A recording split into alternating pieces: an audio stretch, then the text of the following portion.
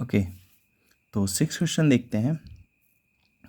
कह रहा है कि 1.5 मीटर टॉल बॉय, एक लड़का है जिसकी हाइट 1.5 मीटर है, is standing at some distance from a 30 metre tall building. 30 metre tall building के सामने खड़ा है ये, ठीक है।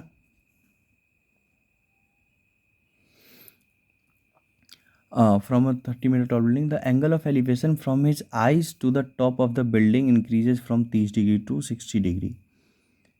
ये 30 डिग्री था, ठीक है, और 30 डिग्री से ये 60 डिग्री 60 डिग्री हो जाता है जब ये बिल्डिंग की तरफ मूव करता है, ठीक है। तो आपको इसमें कि इसने कितना मूव किया, यानी कि डी से सी तक ये कितना चला, आपको फाइंड आउट करना है। कोई दिक्कत? डी सी फाइंड आउट करना है। इसमें एक ध्यान देने लायक बात ये और है कि इसकी हाइट है 1.5 मीटर और बिल्डिंग है 30 मीटर।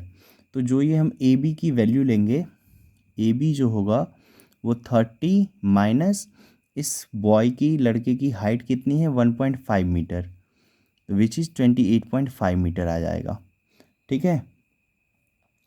ये हम 28.5 इसलिए लेंगे, ज़मीन से इसलिए नहीं ले रहे हैं बिल्डिंग की हाइट यहाँ पे, क्योंकि जब ये बच्चा बिल्डिंग की तरफ देख रहा है तो आँखों से देख रहा है, ठीक है। तो हाइट जो है, हम जो एंगल ऑफ एलिवेशन लेंगे वो आई से लेंगे, तो इसलिए 1.5 मीटर हमने माइनस कर दिया है, ठीक है।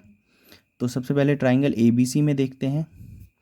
ट्राइंगल ए बी सी में देखते हैं, ए बी अपॉन में बी सी, यानी कि परपेंडिकुलर अपॉन में बेस इक्वल्स टू 1060 डिग्री। तो परपेंडिकुलर ए बी की वैल्यू है हमारे पास 28.5 और बी सी की वैल्यू हमारे पास पता नहीं है, इक्वल्स टू में 1060 की वैल्यू √3। तो 28.5 अपॉन में √3 इक्वल्स टू बी सी। √3 को डिनोमिनेटर में भेज दिया और बी सी को ऊपर इनटू में रैशनलाइज कर दीजिए, इंटू √3 अपॉन में √3। तो 28.5 √3 अपॉन में 3 metre equals to B C. 3 9 जार 27, तो 9.5। तो 9.5 √3 मीटर बी सी की वैल्यू आ गई। कोई दिक्कत?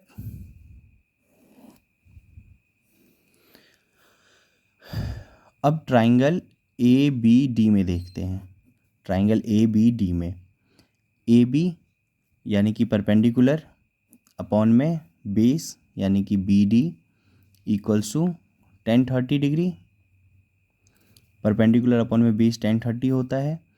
तो ए बी की वैल्यू हमारे पास 28.5 है, बी डी हमें पता नहीं है, इक्वल्स टू 1030 यानी कि 1 अपॉन में √3। क्रॉस मल्टीप्लाई कर देते हैं तो 28.5 √3 metre equals to B D की वैल्यू आ गई। अब देखिए, आपको फाइंड करना है कि डिस्टेंस यानी कि डी सी की वैल्यू कितनी है, कितना इस बच्चे ने स्टार्टिंग पॉइंट से इस पॉइंट तक गया है। तो distance travelled by the boy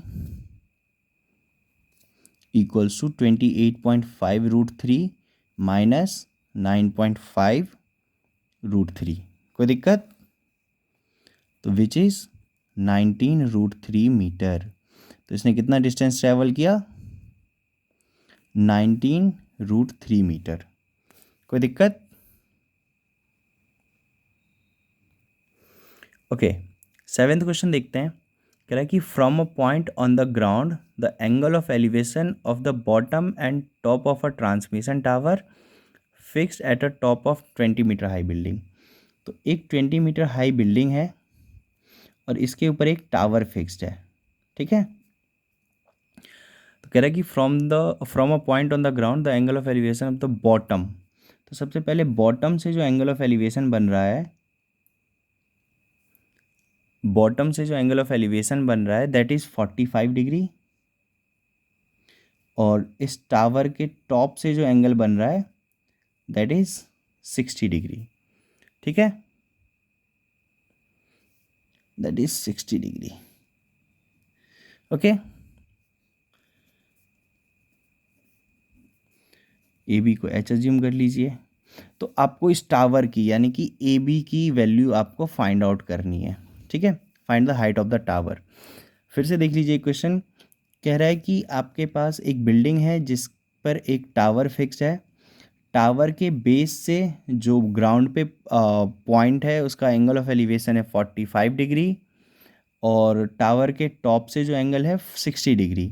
आपको ये height of the tower find करना है, ठीक है। सी डी को एक्स अज्यूम कर लेते हैं। सबसे पहले ट्राइंगल बी सी डी में देखते हैं।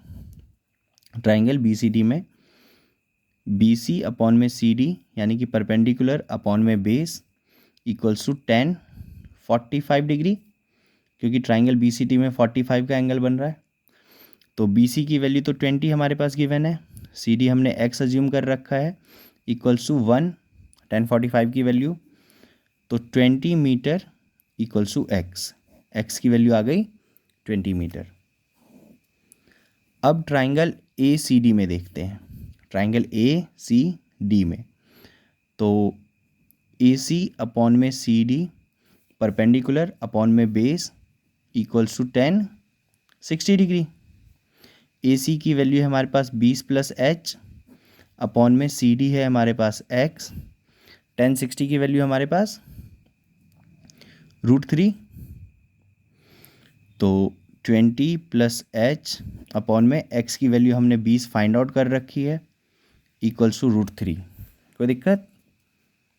तो 20 plus H equals to 20 √3 cross multiply होके, तो h की वैल्यू हमारे पास आ जाएगी 20 √3 माइनस 20 मीटर।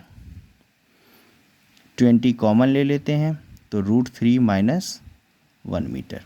तो हाइट ऑफ टावर हमारे पास आ गया 20 √3 माइनस 1 मीटर। कोई दिक्कत? ओके, 8th क्वेश्चन है, कह रहा है कि स्टैचू है जो 1.6 मीटर टॉल है, stands on the top of a pedestal.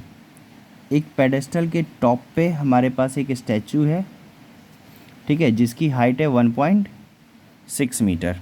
कोई दिक्कत? Okay, from a point on the ground the angle of elevation of the top of statute is 60 degree. Statue के टॉप से जो एंगल ऑफ एलिवेशन है that is 60 degree, ठीक है। And from the same point the angle of elevation of the top of the pedestal is 45 degree. और इसी point से pedestal के टॉप का जो एंगल है, ये पेडेस्टल के टॉप से जो एंगल है 45 डिग्री है। कोई दिक्कत? Find the height of the pedestal, यानी कि बी सी की वैल्यू, पेडेस्टल की हाइट आपको फाइंड आउट करनी है, ठीक है। सी डी को एक्स अज्यूम कर लेते हैं। सबसे पहले ट्राइंगल बी सी डी में देखते हैं। ट्राइंगल बी सी डी में देखते हैं तो बी सी अपॉन में C D again perpendicular upon में बेस इक्वल्स टू 1045 डिग्री। तो बी सी की वैल्यू है हमारे पास एच और सी डी की वैल्यू एक्स। 1045 1, तो हमारे पास एच इक्वल्स टू एक्स आ गया। कोई दिक्कत? अब ट्राइंगल ए सी डी में देखते हैं। ट्राइंगल ए सी डी में तो ए सी अपॉन में सी डी परपेंडिकुलर अपॉन में बेस इक्वल्स टू 1060 डिग्री हो जाएगा। तो ए सी की वैल्यू तो हमारे पास है एच प्लस में 1.6, पूरा जो ए सी है वो एच प्लस 1.6 है, अपॉन में सी डी है हमारे पास एक्स इक्वल्स टू 1060 की वैल्यू √3। तो एच प्लस 1.6 अपॉन में एक्स की जगह हम एच पुट कर सकते हैं क्योंकि एच और एक्स हमारा इक्वल है। तो H plus 1.6 equals to √3 H, ठीक है। तो 1.6 बराबर √3 H minus H. 1.6 equals to H common ले लेते हैं, √3 माइनस 1, 1.6 अपॉन में √3 माइनस 1 इक्वल्स टू एच आ जाएगा। रैशनलाइज कर देते हैं, हमारे पास 1.6 √3 + 1 अपॉन में a + b a - b, तो a² - b²। ठीक है, यहाँ सॉल्व कर रहा हूँ, देख लीजिएगा। तो 1.6 √3 + 1 अपॉन में √3 का स्क्वायर 3 और माइनस का 1 = h। तो 1.6 √3 + 1 अपॉन में 2 = h। 2 से ये कट गया 0.8 टाइम्स में, तो 0.8 √3 + 1 = h आ गया। कोई दिक्कत?